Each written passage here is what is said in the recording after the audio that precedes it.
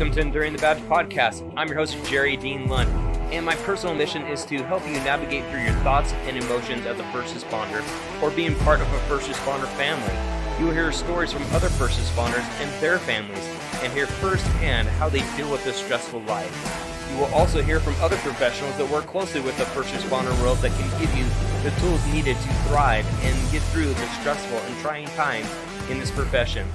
Let's jump right in this episode with LA County firefighter and inventor of the Williams key, Trevor Williams. Thanks for having me. Yeah, Trevor's the inventor of the Williams key and probably some other things I don't know about. He's an entrepreneur and a firefighter. That's right. Yeah, the Williams key is, I guess, what is getting my name out there right now. There's a few other tools in the works, but we can't talk about those just yet. But we can definitely talk about the Williams key. Awesome. Well, let's have the audience get to know you a little bit better. Tell us about where you're from, and you got a really cool story when you're, what is it, 18? Is that right? Or somewhere around there? Yeah, 18, 19. Yeah. We'll get to depends on how long you want me to talk, because I have we'll go about an hour if that works. A big background. You just cut me off when you want me to stop talking, but all right. I can fill you in about what I'm all about, where I came from. Yeah, please do. I grew up in a missionary family doing emergency relief work. So born in Virginia, Richmond, Virginia, but when I was young, about 4 years old, we moved to Africa, and we lived in a country called Zaire, and it's no longer called Zaire. It's called the Democratic Republic of Congo. We were there during the Rwanda genocides, which bordered Zaire, so we were affected by that. My dad worked for World Vision, which was part of the emergency relief work that we were doing there. And eventually Zaire got too violent to stay in, and we moved to South Africa in Johannesburg. Also not a great place to live, but it was kind of the only refuge that we could get while there was a war going on. Stayed there for about a year, then back to Zaire, which had changed its name to the DRC. And then still really bad, so we ended up moving to Connecticut. At this point, I was preteen and did a little school there, and when I was 12, we ended up moving to Haiti. Haiti's an island in the Caribbean. It's attached to the Dominican Republic, to give some reference for those who don't know. And it's south of Florida, about 500 miles. Same deal with Haiti, emergency relief work as well through World Vision. Haiti was dealing with a lot of its own problems as well. It's the poorest country in the Western Hemisphere. And there was a lot of civil unrest going on while we lived there. And the president, his name was Aristide, he was being ousted by the people. So spent 3 years there, enduring that, trying to help, and eventually got too dangerous for us to continue to stay there. So we did a quick evacuation out to California, where I've been ever since. I finished off my high school years in California, in Los Angeles area. And after about 2 years, my family moved back to Haiti, and I was old enough to stay in California, living here on my own and pursuing firefighting, which had sparked my interest. Once I saw the earthquakes and fires and mudslides and everything that California gets, it looks like kind of along the same lines of being a missionary and doing emergency relief and how I was brought up. I could continue doing that and potentially get paid for it as a firefighter out here in California. So I paid the bills by working construction. I became a finished carpenter and specialized in doors, so doors and locks, and that's kind of where the Williams key spawned from. But Yes. we'll get to Makes that. sense. Yeah. But in 2010, I went to visit my family in Haiti a week before the tragic earthquake of 2010, which was a 7.0 earthquake, killed around 300,000 people, left 1 million more people injured and homeless. So one of the greatest natural disasters of our time. So I just happened to be there. I hadn't been back in 5 years, and I went the week before the earthquake to visit my family. This was right after Christmas. And the day of the earthquake, it was January 12th, 2010, just before 5 p.m. And this was a life-changing moment for myself, for my family, for that whole country. And it kind of put Haiti on the map for a lot of people who had never heard of Haiti. So I was on the second floor of an orphanage, and it was me and 2 friends, and I was separated from my mom. I have two younger sisters, and my dad who worked there. So my experience of the earthquake was being on the second floor of this orphanage, and it started to shake. And my first thought was not earthquake, because Haiti's not known for having earthquakes. Even living in California, I'd never experienced like a real notable earthquake before. So I thought maybe it was a big truck just driving by the orphanage, and it's walled. The orphanage is walled in, so you can't always see everything going on outside the gates. So that was my first thought. And after about 5 seconds, it started to get worse and worse and worse. And the earthquake lasted 39 seconds, which is a long time. A long time. Especially for a 7.0. Yeah, so I would say after about 5 seconds, it got really scary and very, very loud. It went from a truck driving by to a train crashing into us. That's what it felt like and sounded like. And houses started going down around us. You could see dust flying up in the air. There's 110 orphans in this orphanage, and the second floor is the special needs area. So we just held on tight. Luckily, the building we were in did not collapse. There was cracks everywhere in the building. It became unsafe to stay in, but we waited until the earthquake stopped. And we grabbed all the kids that we could, ran out of the house with them, and got into a safe area away from, if the building were to collapse, kind of away from there. And there's also walls, so away from the walls. So the safest place that we could find to sit, we made sure everybody was sitting and wait for the aftershocks.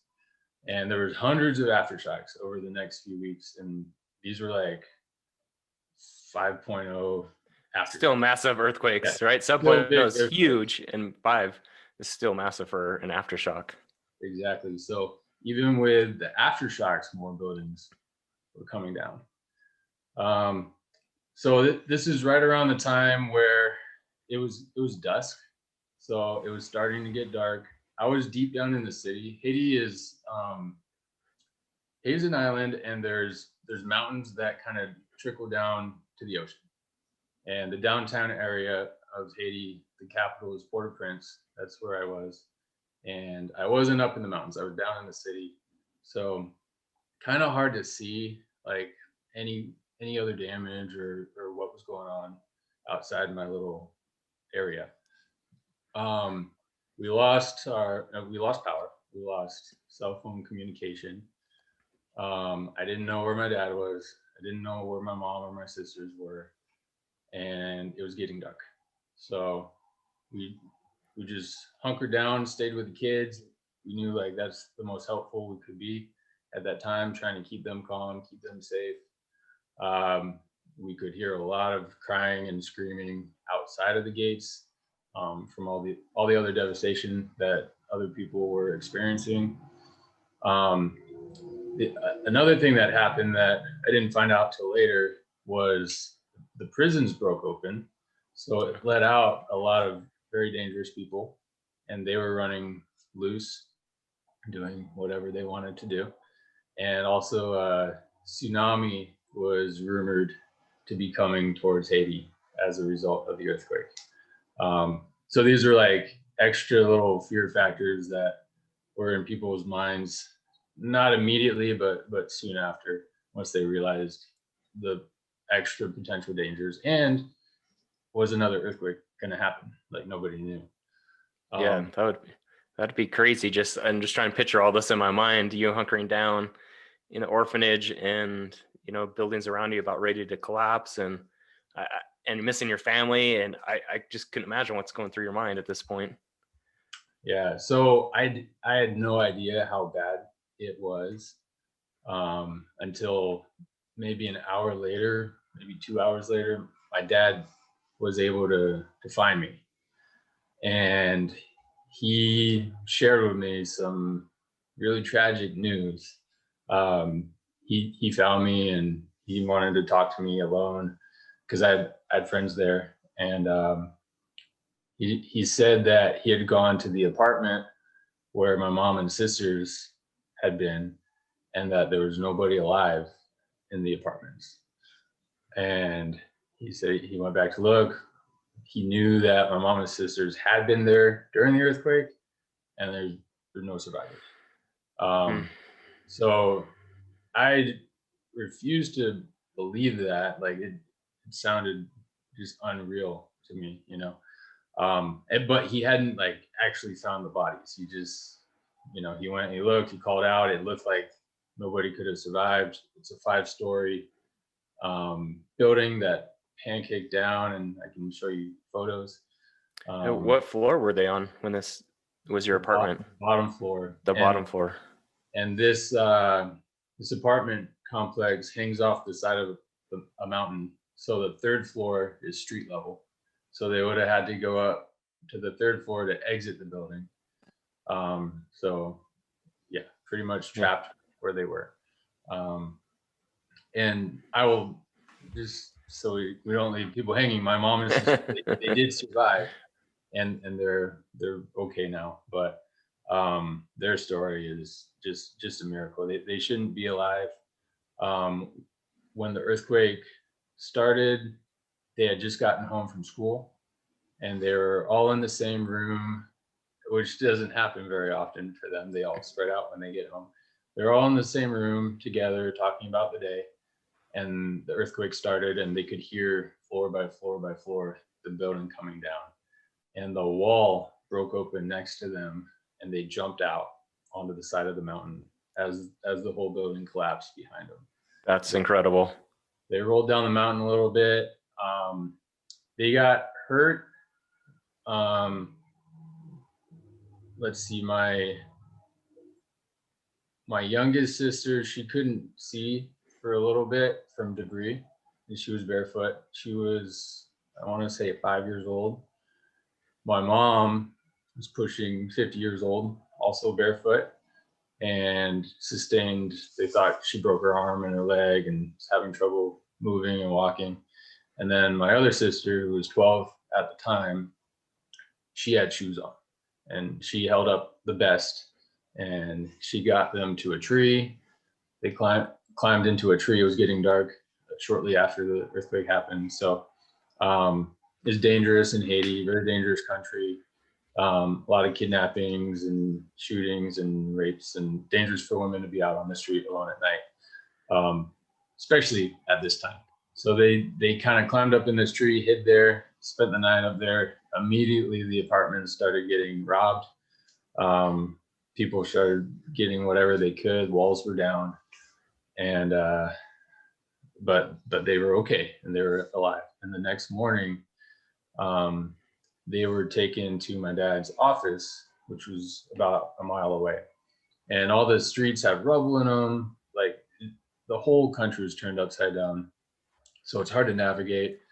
So they walked, they took car as much as they could, but there's, bodies in the streets. and just hard to tell where you are.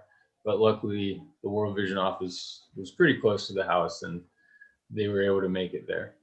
Now, on the other end, me and my dad, we spent that night up at one of the pastors' houses up in the mountains, and we had to make some really difficult phone calls. The pastor had a satellite phone, one of those really big. Oh, wow. The antenna. And we called my mom's parents, which are my grandparents, and kind of gave them an update. We said we don't know where they are. We're going to look for them tomorrow. Doesn't look good, but it was really hard to kind of break that news. They were hysterical and wanted to talk to me, and they're saying, "Trevor, what do we do?" I didn't know. You know, I think 18 or 19 at this point. And then my dad called one of his best friends and asked them to just keep our family in prayer. And that's it. There's nothing we could do. So the next morning, couldn't sleep that night. I would imagine. Yeah.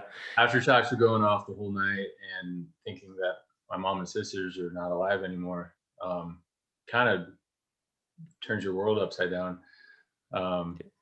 physically and metaphorically. And yeah. Did you turn to your faith a lot during that time? Yeah, I did. A lot of prayers, a lot of questions for sure. Okay. Right.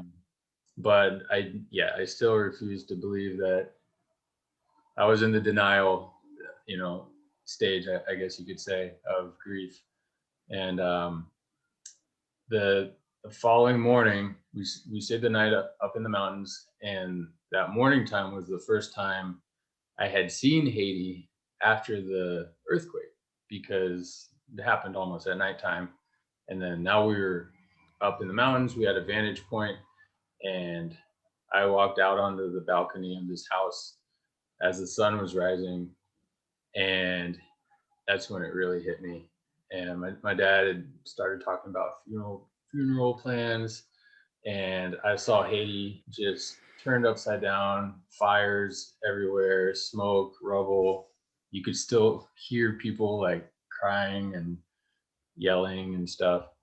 And that image in my mind is still so vivid, like to this day. And that's when I started crying, just seeing like what the whole country went through, and the massive loss. Like, we hadn't heard any numbers yet. There had been no death counts or anything like that. But that's when I knew it was really, really, really bad. Yeah, I remember seeing all the pictures on TV from the footage coming in over there and how devastating it was. Yeah, and actually my dad was the first contact that the U.S. had with Haiti. CNN Wolf Blitzer called World Vision. Oh. And my dad was the national director there. And they called like a minute after the earthquake had happened. Wow. And my dad knew nothing. He was just like, right. Yeah, I don't know. We're trying to figure it out. But yeah, my dad was the first contact from the U.S. to Haiti. So to continue that morning off, made a list of supplies we would need. Thinking like a firefighter a little bit. I'd been an explorer in California for the last few years, and I just became an EMT. I'd done a little bit of fire science coursework at a local college here. So I still had the rescuer mentality, and I was like, okay, it's time to go to work, time to go find my family. Hopefully they're alive, maybe at least one of them. So shovels, water, tarps, body bags, like I started making my list. And we grabbed as much as we could, but we knew we were going to need to stop by my dad's office to get some more supplies. And so that was our goal: make it to World Vision headquarters, grab some supplies, and then go to the house and go to work and see what we can do. So we eventually made it to World Vision. We're driving down this mountain, and everybody just did not know what to do. There's people walking down the mountain, people walking up the mountain. Everybody was just carrying a handful of clothes or whatever they could. A lot of people were covered in debris. A lot of people had blood on them, injuries. And I was making eye contact with some of these people, and I felt like we all shared a common tragedy together, because we'd all just been through the same thing. And there's a cultural difference, me being an American versus a Haitian. Right. But I felt like these are my brothers and sisters at that time. And like we were just trying to be strong for each other, even though nobody knew each other. So we made our way down the mountain, rolled into World Vision, and got out, started looking for supplies. And my mom and my two sisters came out, and they had just gotten to World Vision at the same time.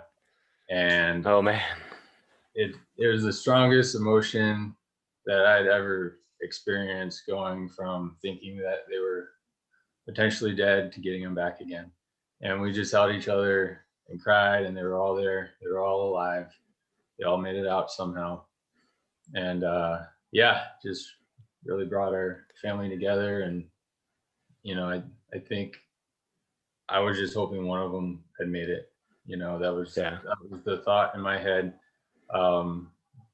Just maybe one's alive, that we could save, and they were all alive. Were they thinking that maybe you and your dad weren't alive? Yeah, the same thing for them, because they didn't know where we were. I had when I went to visit Haiti, initially I was going to do a month-long kind of internship with the United Nations, helping them they had this new fire program. So I was going to help them get their fire program together. And I had to do an interview for this position. It was supposed to be during the time of the earthquake, on the day of the earthquake. Oh. And due to a series of events, I ended up calling them the day before and asking them if I could come in early. So I, didn't waste any time while I was there. And they allowed me to come in early, do the interview. I got accepted to be part of this program. Had I had been doing my interview during the time of the earthquake, I probably wouldn't have lived. The building that I was supposed to do that interview in was called the Christoph building, and they had pretty much everybody died in that building during the earthquake. 300 people died, and I was supposed to be in there. So there's a lot of little stories like that. Yeah. A lot of different amazing. stories A lot of like blessings. that. And just people being in the wrong place at the right time, and it saved their lives, or missing the bus, or feeling sick. Yeah. To work that day. So yeah, that's my that's part of the Haiti story. We ended up getting my mom and sisters evacuated out by the Air Force the following day through the U.S. Embassy. They took them, and I felt in my heart that I needed to stay in Haiti and help out. I'd just gotten my EMT, and I knew some of the language from living there prior. I knew enough to get around. So I told my dad, hey, I need to stay. Like, this is what I was meant to do. I need to stay here and help out. And he didn't argue it for a second. He just gave me the car keys. He's like, okay. And he flew off with my mom and sisters. No real game plan, but I spent the next month in Haiti helping out. I'm a firefighter for the Los Angeles County Fire Department now. Back then I was not. I was just an explorer, but all I had was a LA County t-shirt on and a LA County hat, and everything else I had lost in the apartments. And sure enough, LA County shows up in Haiti at the U.S. Embassy that night. They have this international task force that can do search and rescue, Task Force 2. And I was like beside myself that they had showed up. And I think they had like 80 people, you know, with all their gear and their search dogs and stuff, just ready to go to town and ready to rescue people and do search and rescue, dig people out. And there's a fence separating us at the U.S. Embassy. I was on the Haiti side and they were in the little airport area. And I ran over and I was like, "Hey guys, you know, look." I was pointing out my shirt, my hat, Yeah. and they're like, "Who is this kid?" You know, and I was like, "Hey, can I help? You know, I know the language. I'm an explorer. I was here during the earthquake." And they're like, "No, sorry, kid." And I was just crushed. And I was like, "Oh man, can't believe they're here and like they can't even help That's out." crazy that you're wearing the shirt and the hat too, and they're there. Yeah, they were like a little confused by it, but I explained myself. And so I told myself, all right, one day I'm going to be hired by LA County. That's my goal. And then one day I'm going to get on this elite task force team. And now I am. Now I'm part of that team. Took That is about awesome. 10 years, but 10 years later, I'm part of that team. But I was able to join up with a private search and rescue group, and much smaller than LA County's. But we went around and tried to pull people out. We didn't find anybody alive. We pulled some body parts out. There was a lot of body recovering going on. And I ended up working with a helicopter team that I met at the airport. And we would take food that was getting dropped off at the airport and fly it around in these helicopters all over Haiti. Because food, water, and gasoline were the high priority items. Money didn't matter. People were just already starving before the earthquake because it's just such a poor country. But especially after the earthquake, the supermarkets collapsed. There was no clean water. The wells caved in.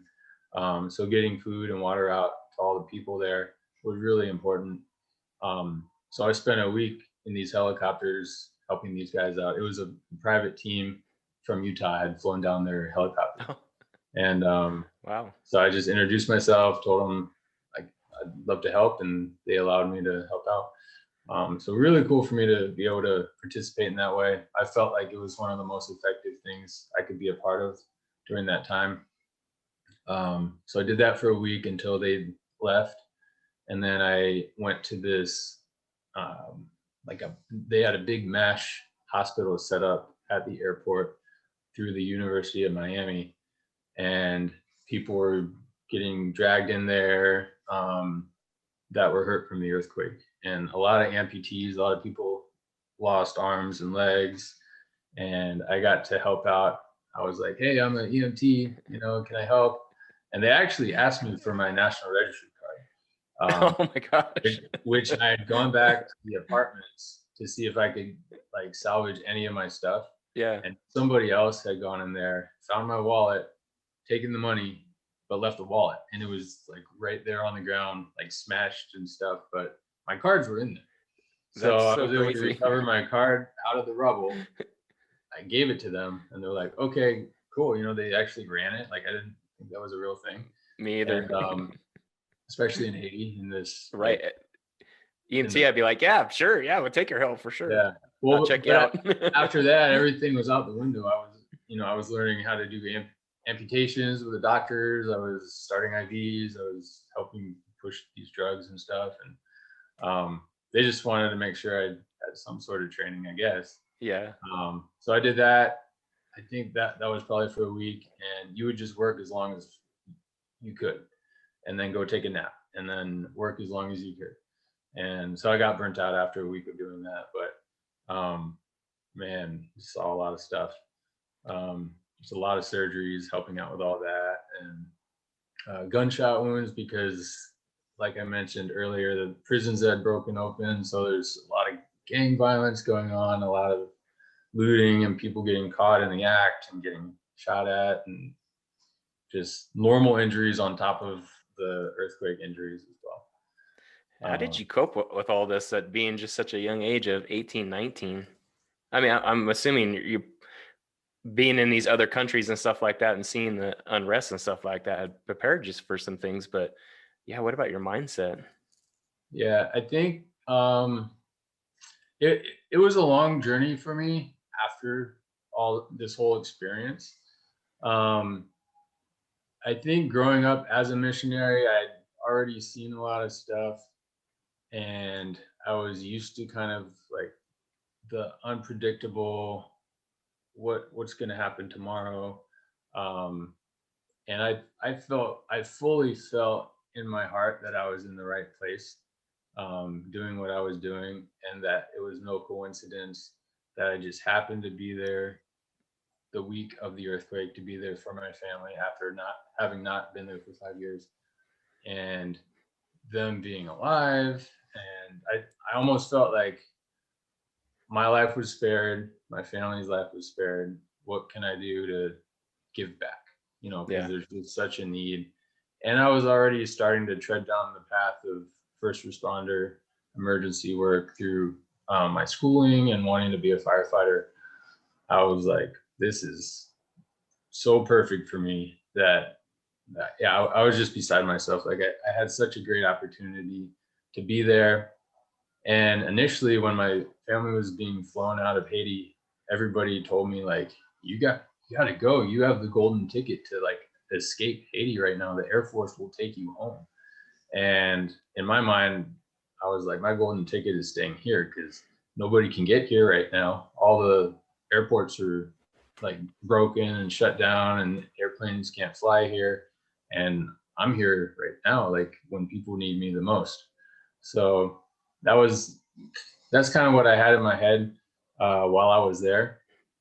After about a month, I knew that it was time for me to go home. So I was just kind of going day by day, but very in tune with my mind and my heart, and where I should be. So after a month, I knew it was time for me to go home. I'd lost my passport in the collapse, had no money. Um, there was a waiting list at the airport of people trying to evacuate and get to the United States, and I just knew it was time. So people told me like, you're gonna wait at least a week. There's people sleeping out on the tarmacs trying to get home, and I said okay, but I'm gonna trust my gut, and I'm gonna go to the airport. So I got to the airport. I walked through security with no passport. I didn't stop to talk to anybody. I just walked through. I was gonna get as far as I could, um, until somebody tried to stop me. Nobody stopped me. I made my way all the way out to the tarmac with no ticket, no passport, and no money. And within about 20 minutes, somebody came up to me and said, hey, we just had somebody that couldn't make the flight. Do you want to hop on this little private charter with us? And I said, yeah. And I said, I don't have any money though. And they said, it's okay. It's MAF, which is Mission Aviation Fellowship. I believe it's another organization. And they said, you can make a donation to the website, later if you want. And there's like tons of people waiting to get on planes on this tarmac. And they just happened to come up to me. And did everybody look at you and wonder like, hey, wait, what about us? No, it was like, it No? was chaotic. So it wasn't like, I don't think really anybody noticed what was going on. But they just picked somebody. And so within an hour of showing up to the airport, I was on an airplane flying home. And just that in itself is like crazy. That wouldn't happen anywhere. And we flew to the Bahamas, fueled up, and then flew to Florida. It wasn't a very big airport. We got there. They checked people's passports like when we arrived, and I knew I didn't have one, and they didn't ask me for mine. I was last in line, and I just walked through it again. So it was just like this path was being cleared for me to come home. Wow. And no cell phone, no money. I got out of the airport. I asked to borrow a phone. I called my dad, and I was like, hey, I'm back in the States. I made it back. I don't know where I am. Like, I don't even know what city I'm in. I know I'm in Florida. Can you get me a ticket, to fly to Connecticut, where my family was recovering with my grandparents? So my dad got me a ticket, and he said, you need to make it to this specific airport by tomorrow, at 10 a.m. or whatever. Yeah. And I saw a taxi a lot of people were getting in it. I got in the taxi and didn't even know where it was going. It drove an hour, and I'm like, man, I sure hope we're going in the right direction. I started asking some questions, and it turns out it was going to the right city of where this airport was that I needed to be at. So I got out of the taxi. I had made friends in the taxi. I told them my story. They said I could sleep on the floor of their hotel if I wanted to. And that hotel happened to be across the street from the airport I needed to be at the next day. So it was just crazy getting home with no money, no passport, no phone. But wow, so that's an awesome story. So cool. So the recovery for me from that experience, I didn't really have closure with my family. They were whisked out of there by the Air Force to go to Connecticut to recover. And we didn't get to talk about it. We didn't get to call each other up for that whole month. They didn't even know what was going on with me that whole time. So we really needed to have some closure and talk about our experience together. And the closure I got was being in Haiti after the earthquake and getting to kind of process the recovery process for Haiti, which was much longer than a month. But in my mind, I was part of that process. So that helped in being able to talk to other people who had the same experience. For my family, it was really tough because they never got to have the same closure I did. And they were just whisked home after being traumatized. And, they were diagnosed with PTSD, and they, had to, it was just a really long road for them. And they didn't have a house. They lost all their stuff. So they were staying in a guest house with my grandparents for about a year before they got back up on their feet. And just really hard. The washing machine going off would startle them, and loud noises, and anything that shook would set them off, and just their minds were very traumatized from all of that. So it was nice getting to talk to them. And that wasn't the end of it, but that was the start for the family. I ended up starting a nonprofit organization building houses for earthquake survivors as a result of my experience. And then I started going around talking to churches and schools and sharing my story. And that was great therapy for me, because I've probably shared my story 500 times now at this point. And that helps you process, right? Yes, it does. Yeah, for sure. You get all those emotions out and you answer the questions, and it's healthy. For my family, it wasn't quite the same. So their road to recovery was a lot longer. Probably took them 5 or 6 years before they felt normal again. And they're normal people and they live normal lives now, but it was a struggle for years and years for them. If you don't mind me asking, what kind of therapy did they go through to get to where they are today? I think it was mostly talking to counselors, Okay. On a weekly basis. I know my mom continued to have pain from her injuries for quite some time, and she wasn't sure if it was a psychological thing or connected in that way. Right. But she ended up, going to the chiropractor a lot, getting massages a lot, acupuncture, just trying all the different therapies to see what would work. And they're good now. That's awesome. And so now you're speaking about your story. You're helping building houses. Tell us a little bit about that. Yeah. So the organization is called Firm Foundation, and it's spelled the Creole word "firm" means strong, and it's spelled FIRME. One might pronounce it firme here, but it's pronounced firm. And we've built 39 houses so far and counting. That's great. Extremely rewarding for me and the teams I bring down there, just to see families going from having nothing and no sense of security to having a roof over their heads, somewhere to sleep at night, and being out of the rain. And Haiti has a rainy season, so for a couple months out of the year, you're just getting hit really hard with rain. And that's when disease spreads, and cholera was a big thing after the earthquake because of the rains, and it would wash over the dead bodies. And then there were the Yeah. tent cities that had been created, and those were turning into slums because there's almost 1 million people without homes.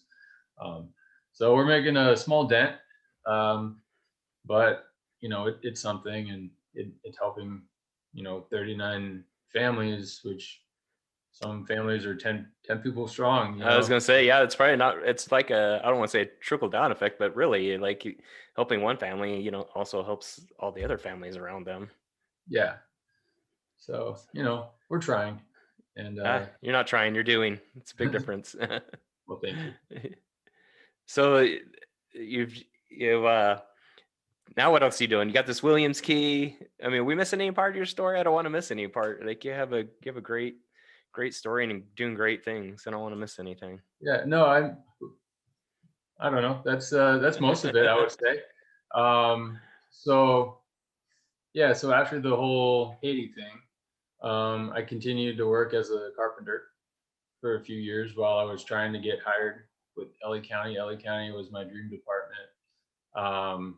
I applied to 60 different departments. I traveled all around the US, but really the one that I wanted was LA County, and that's the one that hired me. So really grateful for that.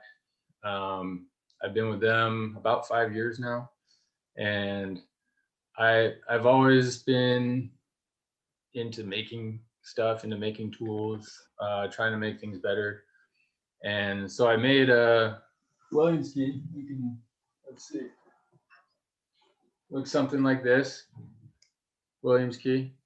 And I made just a crude one, combined a couple different ideas that were helping me get into doors. Working in the West Hollywood area, we have a lot of commercial buildings, a lot of apartments, and this tool would end up getting used every shift. And it was just a piece of metal, I'd grab, I had a little toolbox, and I'd grab it if I needed it. And eventually people would ask me about it. And for one, I'm pretty unique in the sense that I carry around an extra toolbox with me every time I work in overtime or go to another station. Like I roll in heavy with like some extra gear. People always asking me about my stuff, and there's lock picking, instruments in there, and just anything that can help you get into a door I've either made or acquired. And so it's my little wizard kit, I call it. So I'm always getting questions about that, and people saw me use it was before it was called the Williams key, just this tool. They saw me use that all the time, and so people started asking me to make them one. And it's not like a fast, easy thing for me to just make one for somebody. So I started looking into getting a couple of them made, kind of like a mass production for my buddies, and it took off from there. And there's some other tools kind of coming out at the same time, and I was like, oh shoot, I should probably brand mine and maybe start selling it, make some money off it. And so that's how it started, and we've been selling them for, I don't know, 5 or 6 months now. It's been in the works for years and years, but it kind of caught traction about 6 months ago, I'd say.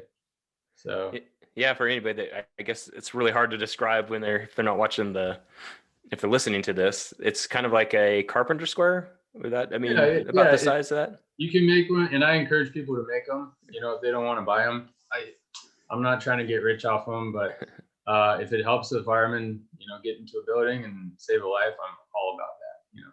So yeah, encourage people to make them if they want to. But yeah, if you get a square, you can cut a shove knife into one end, and this is good for grabbing the strike of a lock and pulling it open. And then sometimes there'll be we call it an anti-vandal plate. It's a piece of metal that'll cover up the reveal in the door jamb and guard the strike or the throw or the latch. So this end can slide behind the anti-vandal plate and kind of jimmy that strike, and you'll be able to get the door open on an outward swinging door. Doesn't work on deadbolts. Nothing really does, unless you have a rotary saw. You can cut it, but without doing damage, pretty hard to bypass the deadbolt. But yeah, we do use it, I would say, every day. And we've sold well over 1,000 now. And it just continues to pick up more and more traction. And then we have a few other tools that are a little bit newer. We got this guy. This is a longer version of the Williams key. We call it the Triple XL.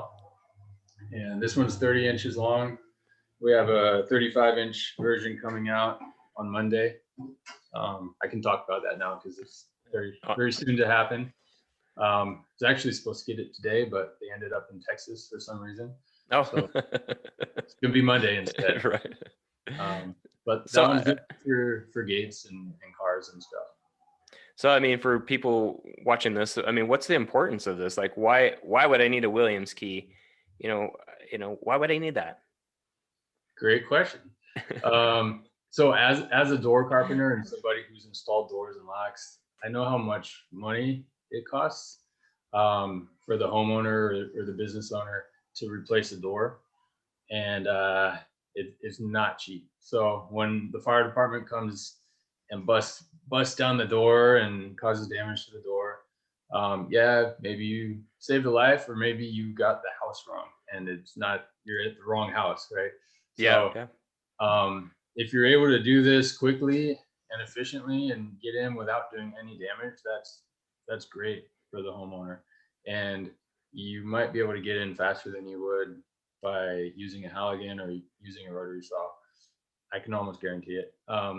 If it works, obviously if it's not working for whatever, there's thousands of types of locks out there. It doesn't work for everything. But if it's the right lock, and that's going to be your fastest option, as well as not doing damage.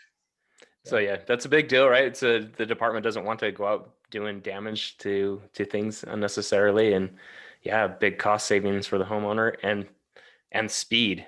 Like I've watched a lot of the videos and stuff like that, and the speed and the ease of using that tool is incredible.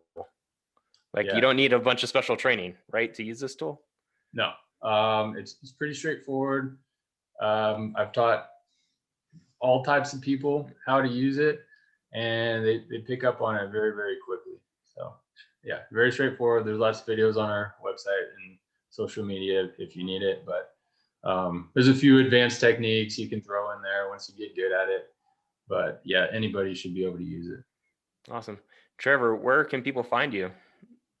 We have a website. It's www.williamskey.com, and you can order off there. Everything's directed to that website for ordering. If you happen to be in West Hollywood, feel free to stop by Station 8 and try and find me. Might be able to give you one there. Our Instagram is probably the biggest driver of sales. There's a lot of content on there. A lot of people send me videos of them using it. A lot of people are excited once they're able to get it to work. And it's fun and it's contagious almost. Like other people see it work and they want one. So I'm constantly getting photos and videos, and people started making memes of the tool. So I get those all the time. And we continue to come out with like new products that are, just to kind of push the brand a little bit. New stickers, coming out with some hats and t-shirts. Today, actually, just got these in, PVC patches. Oh, cool. So very awesome. This is the newest addition to the website. Yeah. $5. I think that's pretty fair. So you can pick those up. But yeah, that's how you can find us. Awesome. Before we leave, what kind of impact do you want to make in the world? You've already made such a great impact with your story and what you're doing and being a first responder, and building houses. But is there something else that you want to make an impact with that you're doing? That's a great question. And one of my my biggest like pieces of advice to myself and to others is always like keep the door open. Like I've never done a podcast before, but I'm not going to say no, because it could be a great opportunity. It could be really cool. I've never made a tool before and sold it. So I'm going to give it a try. Never written a book, so maybe I'll try and write a book. I think being a yes man, if you will, within reason is a really healthy mindset to have. And I think, you know, if you keep trying new things, you're going to go far. The legacy I'd like to leave behind, I don't know. I'm living a day at a time. I like helping people. That's why I'm a fireman. That's why I made a tool that helps firemen and ultimately helps people. I want to continue building houses in Haiti, helping people out in Haiti. Think Haiti will always be a very near and dear piece of my heart.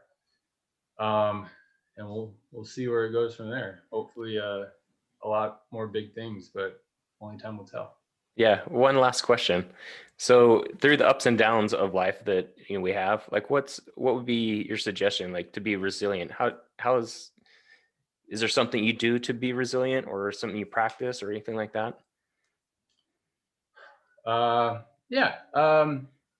So a theme of my family, like from going through the Haiti earthquake and everything, we said this a lot to each other: is make lemonade out of lemons.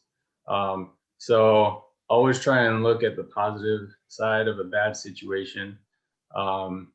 You're probably put there for a reason. You know, maybe you're being tested, but what doesn't kill us often makes us stronger. You know, not always, but a lot of the times, you can come out of a bad situation even better. And having that life experience and knowing that you can deal with it or deal with something else that's difficult because you made it through this other thing that was difficult. Yeah. So continuing to pick yourself back up, keep a positive mindset. You can't get down on yourself because life's going to continue to move on. 2020 was a tough year for a lot of people, but it passed, right? And like these bad things that happen to us, they pass, and then there's going to be new beautiful things, hopefully, that we get to experience and look back on those hard times and know that you made it through, and you're stronger for it. So I think faith is really important. Community, health, like physical activity, eating right, and setting goals. I think those are some of the biggest things that we can have for ourselves and for our lives that'll help us to continue to be resilient and push through the hard times. Awesome. Thank you so much for being on the show today, Trevor. Thanks for having me. This was great. Yeah.